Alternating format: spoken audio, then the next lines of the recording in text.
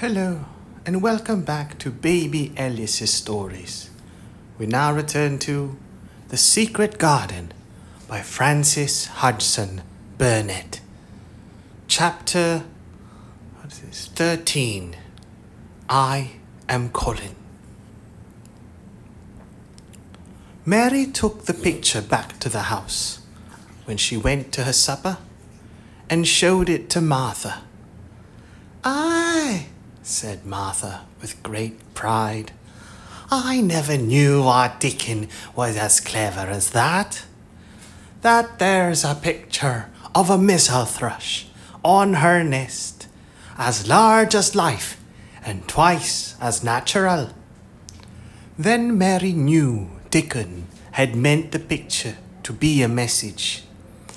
He had meant that she might be sure he would keep her secret. Her garden was her nest, and she was like a missel thrush. Oh, how she did like that queer, common boy. She hoped he would come back the very next day, and she fell asleep looking forward to the morning. But you never know what the weather will do in Yorkshire, particularly in the springtime. She was awakened in the night by the sound of rain beating with heavy drops against her window. It was pouring down in torrents, and the wind was wuthering round the corners and in the chimneys of the huge old house. Mary sat up in bed and felt miserable and angry. "The rain is as contrary as I ever was," she said. "It came because it knew I did not want it." She threw herself back on her pillow and buried her face. She did not cry, but she lay and hated the sound of the heavily beating rain. She hated the wind and its wuthering. She could not go to sleep again. The mournful sound kept her awake because she felt mournful herself. If she had felt happy, it would probably have lulled her to sleep. How it weathered, and how the big raindrops poured down and beat against the pane. "It sounds just like a person lost on the moor and wandering on and on crying," she said. She had been lying awake turning from side to side for about an hour, when suddenly something made her sit up in bed and turn her head toward the door, listening. She listened, and she listened. "It isn't the wind now," she said in a loud whisper. "That isn't the wind. It is different. It is that crying I heard before." The door of her room was ajar, and the sound came down the corridor, a far-off faint sound of frightful crying. She listened for a few minutes, and each minute she became more and more sure. She felt as if she must find out what it was. It seemed even stranger that the secret garden. It seemed even stranger than the secret garden and the buried key. Perhaps the fact that she was in a rebellious mood made her bold. She put her foot out of bed and stood on the floor. "I am going to find out what it is," she said. "Everybody is in bed, and I don't care about Mrs. Medlock. I don't care."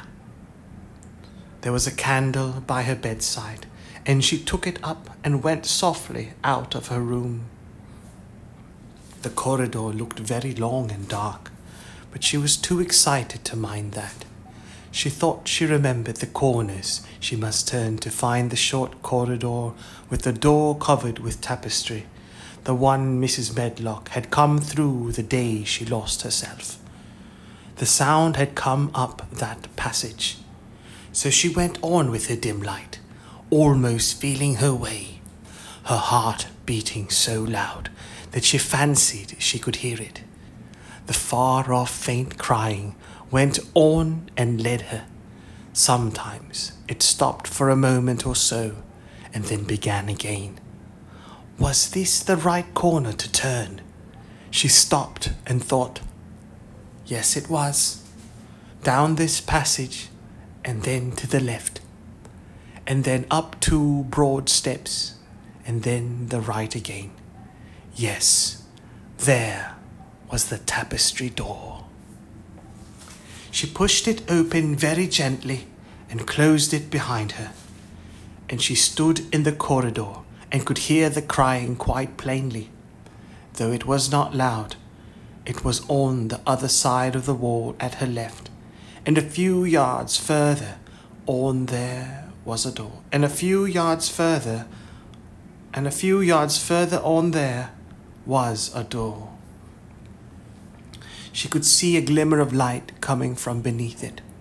Then someone was crying in that room, and it was quite a young someone.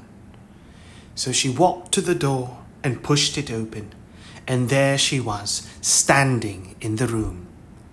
It was a big room with ancient, handsome furniture in it. There was a low fire glowing faintly on the hearth, and a night light burning by the side of a carved 4-posted bed hung with brocade, and on the bed was lying a boy, crying fretfully.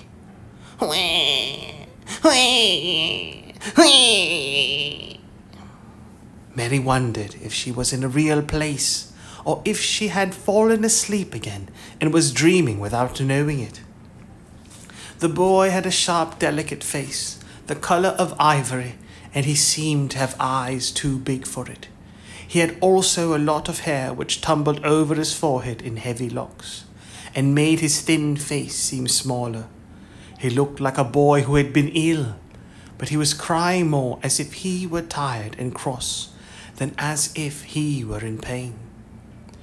Mary stood near the door with her candle in her hand, holding her breath. Then she crept across the room, and as she drew nearer, the light attracted the boy's attention, and he turned his head on his pillow and stared at her, his grey eyes opening so wide that they seemed immense. "Who are you?" he said at last in a half-frightened whisper. "Are you a ghost?" "No, I am not," Mary answered, her own whisper sounding half-frightened. Are you? Are you one?" He stared and stared and stared.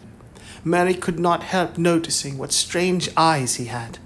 They were agate grey, and they looked too big for his face because they had black lashes all around them. "No," he replied, after waiting a moment or so. "I am Colin." "Who is Colin?" she faltered. "I'm Colin Craven. Who are you?" "I'm Mary Lennox. Mr. Craven is my uncle." "He is my father," said the boy. "Your father?" gasped Mary. "No one ever told me he had a boy. Why didn't they?" "Come here," he said, still keeping his strange eyes fixed on her with an anxious expression. She came close to the bed, and he put out his hand and touched her. "You are real, aren't you?" he said. "I have such real dreams very often. You might be one of them." Mary had slipped on a woolen wrapper before she left her room, and she put a piece of it between her fingers. "Rub that and see how thick and warm it is," she said. "I will pinch you a little if you like to show you how real I am. For a minute I thought you might be a dream too." "Where did you come from?" he asked. "From my own room. The wind weathered, so I couldn't go to sleep, and I heard someone crying and wanted to find out who it was. What were you crying for?"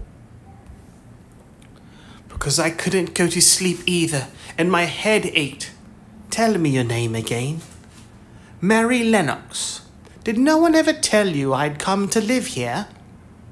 He was still fingering the fold of her wrapper, but he began to look a little more as if he believed in her reality. "No," he answered.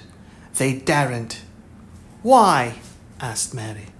Because I should have been afraid you would see me. I won't let people see me and talk me over. Why? Mary asked again, feeling more mystified every moment. Because I am always like this, ill and having to lie down. My father won't let people talk me over either. The servants are not allowed to speak about me. If I live, I may be a hunchback, but I shan't live. My father hates to think I may be like him. Oh, what a queer house this is, Mary said. What a queer house. Everything is a kind of secret. Everything is a kind of secret. Rooms are locked up and gardens are locked up. And you, have you been locked up? No. I stay in this room because I don't want to be moved out of it. It tires me too much. Does your father come and see you? Mary ventured. Sometimes. Generally when I'm asleep. He doesn't want to see me. Why? Mary could not help asking again. A sort of angry shadow passed over the boy's face. My mother died when I was born, and it makes him wretched to look at me. He thinks I don't know, but I've heard people talking. He almost hates me. He hates the garden because she died, said Mary, half speaking to herself. What garden? The boy asked. Oh, just a garden she used to like, Mary stammered. Have you been here always? Nearly always. Sometimes I have been taken to places at the seaside, but I won't stay because people stare at me. I used to wear an iron thing to keep my back straight, but a grand doctor came from London to see me and said it was stupid.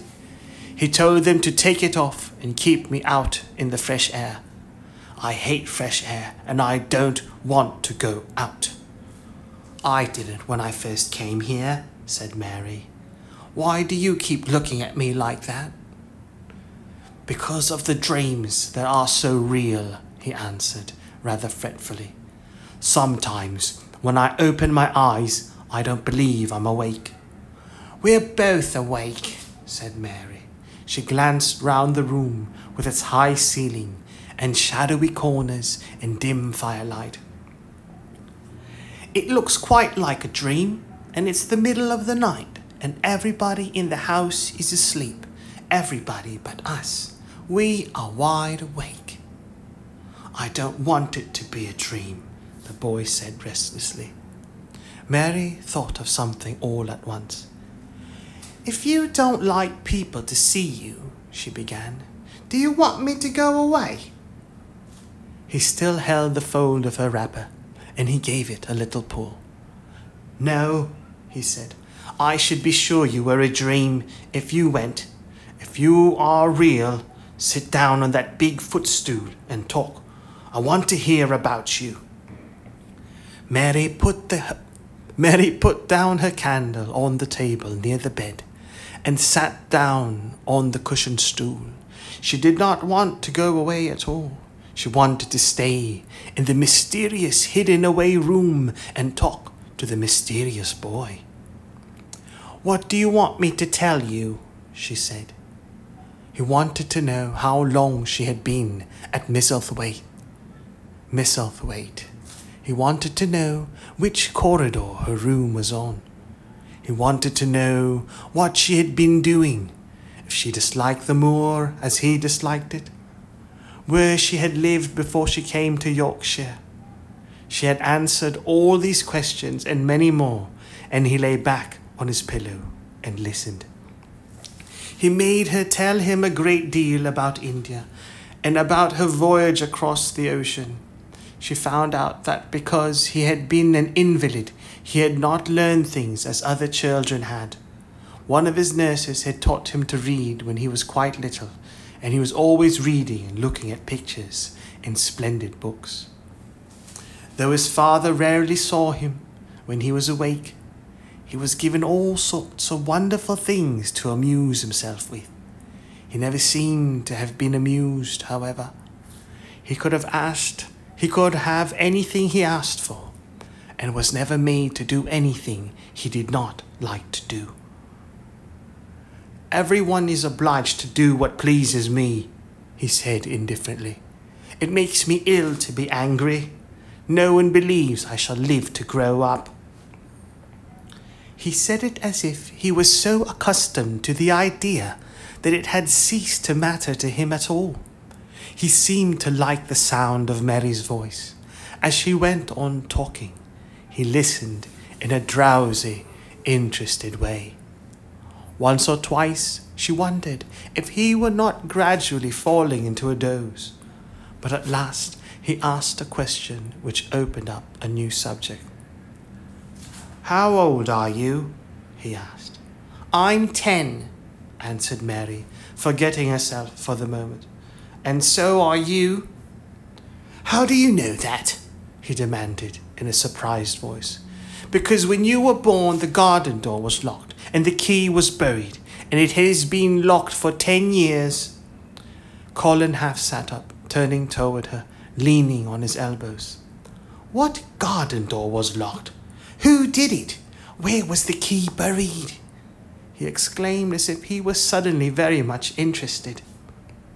It was the garden Mr. Craven hates," said Mary nervously. "He locked the door. No one knew where he buried the key." "What sort of garden is it?" Colin persisted eagerly. "No one has been allowed to go into it for 10 years, was Mary's careful answer. But it was too late to be careful. He was too much like herself. He too had had nothing to think about. And the idea of a hidden garden attracted him as it had attracted her. He asked question after question. Where was it? Had she never looked for the door? Had she never asked the gardeners? "They won't talk about it," said Mary. "I think they have been told not to answer questions." "I could make them," said Colin. "Could you?" Mary faltered, beginning to feel frightened. If he could make people answer questions, who knew what might happen? "Everyone is obliged to please me. I told you that," he said. If I were to live, this place would sometime belong to me. They all know that. I would make them all tell me."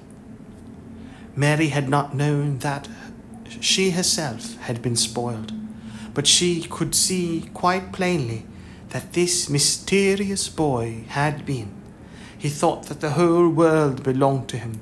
How peculiar he was, and how coolly he spoke of not living. "Do you think you won't live?"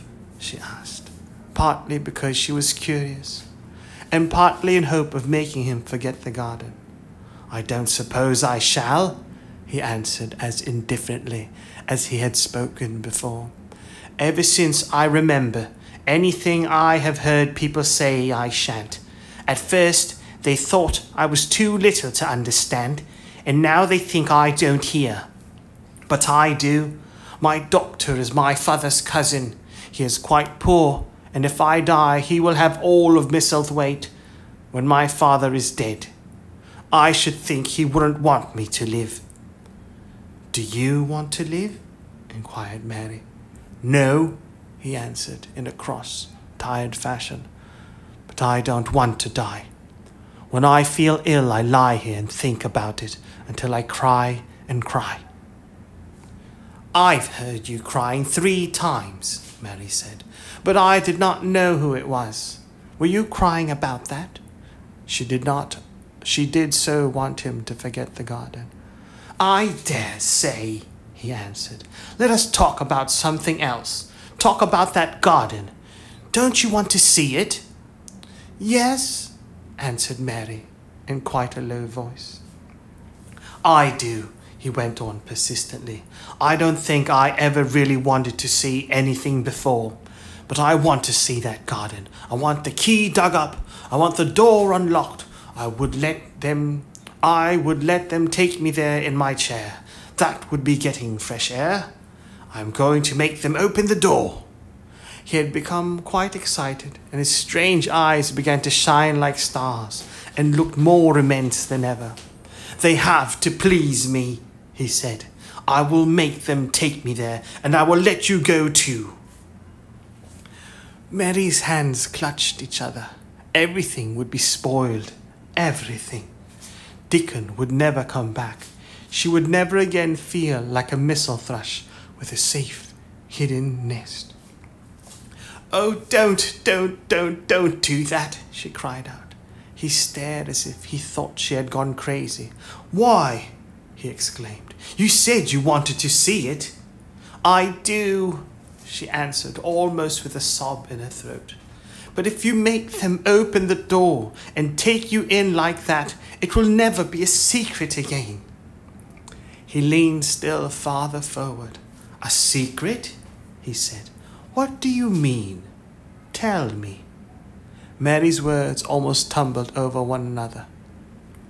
You see, she panted, "if no one knows but ourselves, if there was a door hidden somewhere under the ivy, if there was, and we could find it, and if we could slip through it together and shut it behind us, and no one knew anyone was inside, and we called it our garden, and pretended that we were missel thrushes, and it was our nest, and if we played there almost every day, and dug and planted seeds, and made it all come alive—" "Is it dead?"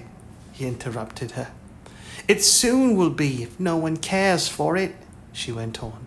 "The bulbs will live, but the roses—" He stopped her again, as excited as she was herself. "What are bulbs?" he put it in quickly. "They are daffodils and lilies and snowdrops. They are working in the earth now, pushing up pale green points because the spring is coming." "Is the spring coming?" he said. "What is it like? You don't see it in rooms if you are ill." "It is the sun shining in the rain, and the rain falling on the sunshine, and things pushing up and working under the earth," said Mary.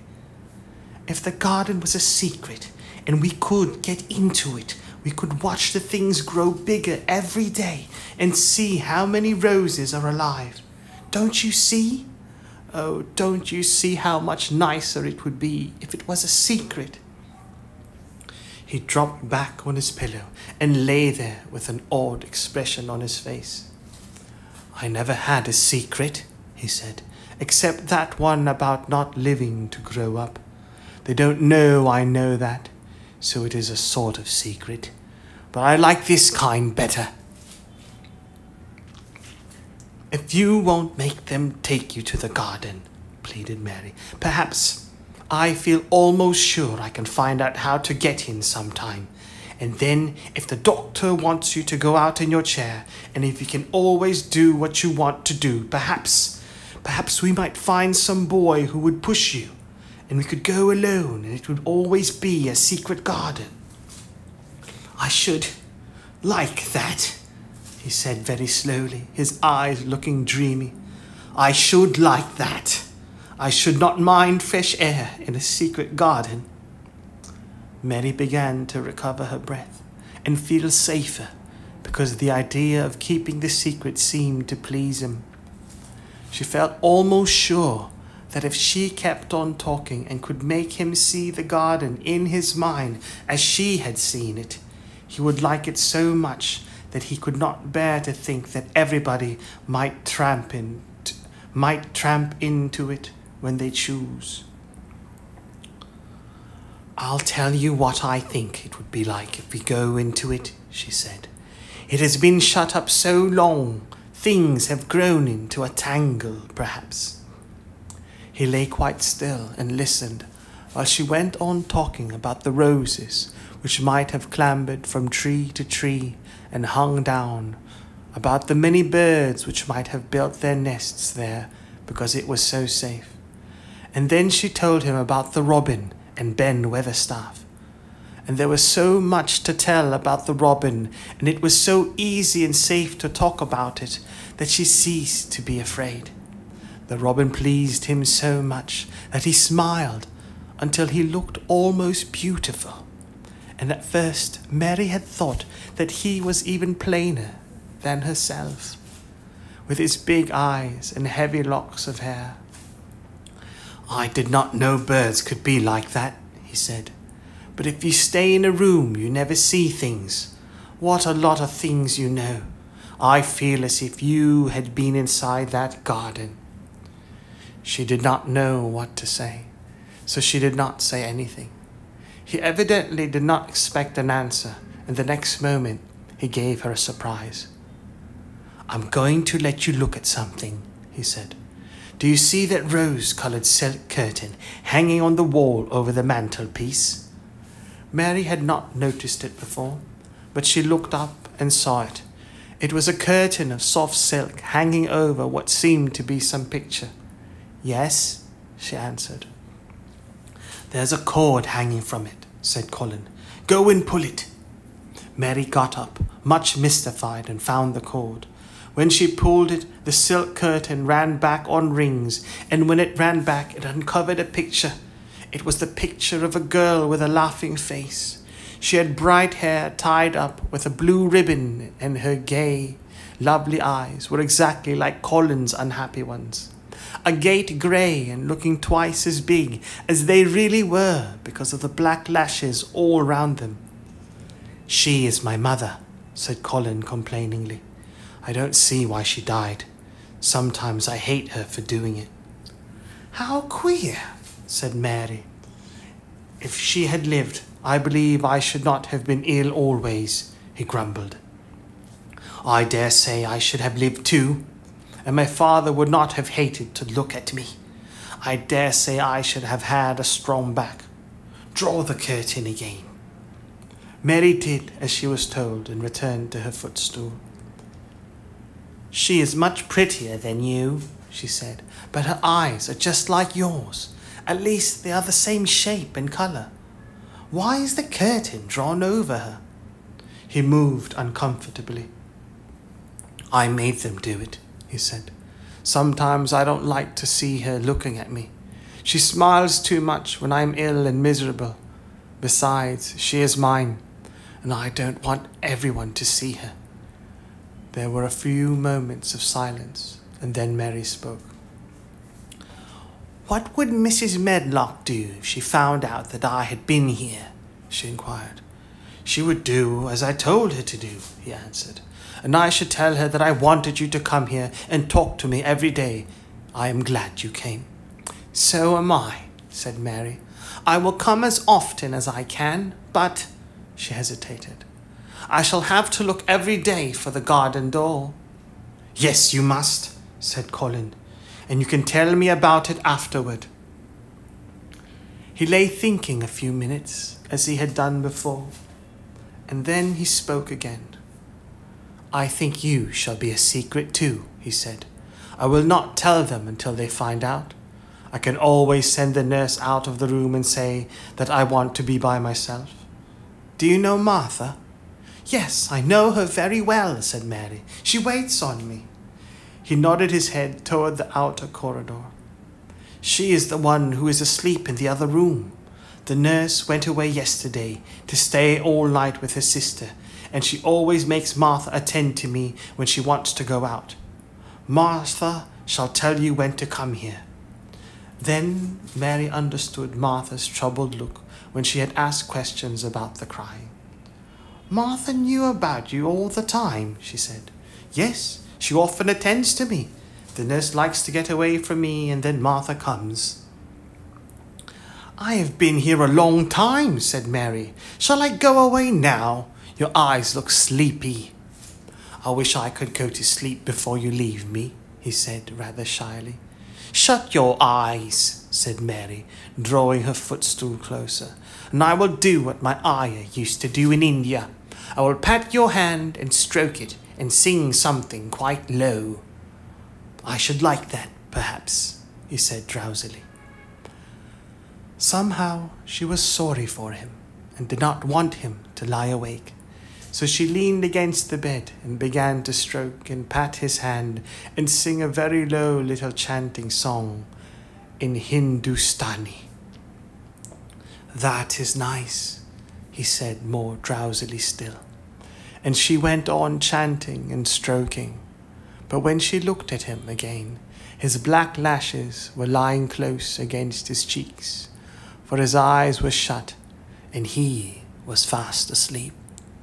So she got up softly, took her candle and crept away without making a sound.